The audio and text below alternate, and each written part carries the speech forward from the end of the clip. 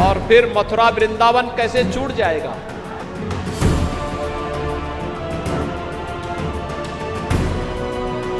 उत्तर प्रदेश में जल्द ही विधानसभा चुनाव का ऐलान होने वाला है, लेकिन समूचे यूपी की जनता इस सवाल का जवाब जानने के लिए उत्सुक है कि उनके सूबे के मुख्यमंत्री योगी आदित्यनाथ इस बार चुनाव कहां से लड़ेंगे।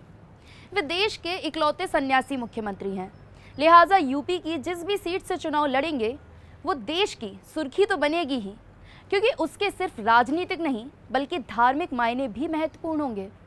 साल 2017 में जब वे यूपी के सरताज बने तब उन्होंने लोकसभा की सदस्यता से इस्तीफा दिया और उत्तर प्रदेश की विधान परिषद के सदस्य बन गए, जिसके लिए उन्हें जनता के बीच जाने की ज़रूरत ही नहीं थी। लिहाजा विधायक बनने के लिए पहली बार यूपी के सियासी अखाड़े में कूदेंगे। इस बीच बीजेपी के राज्यसभा सदस्य हरनाथ सिंह यादव ने पार्टी अध्यक्ष जेपी नड्डा को पत्र लिखकर सीएम योगी को मथुरा विधानसभा सीट से चुनाव लड़वाने की अपील की है। हरनाथ सिंह ने कहा, मुख्यमंत्री ने खुद ही घोषित किया है कि पार्टी जहां से कहेगी मैं वहीं से चुनाव लड़ूंगा, इसलिए मैं आपसे विनम्र शब्दों में निवेदन करता हूं कि ब्रज क्षेत्र की जनता की विशेष इच्छा है कि योगी जी भगवान कृष्ण की नगरी मथुरा से चुनाव लड़ें। उन्होंने दावा किया कि उन्हें श्री कृष्ण ने ये पत्र लिखने के लिए प्रेरित किया है।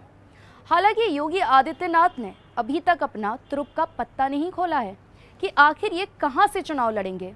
जब पूछा जाता है कि उनकी पहली पसंद क्या है, गोरखपुर, अयोध्या या फिर मथुरा, तो उनका सियासी चतुराई वाला जवाब यही होता है कि पार्टी जहां भी फैसला करेगी वहां से चुनाव लड़ूंगा।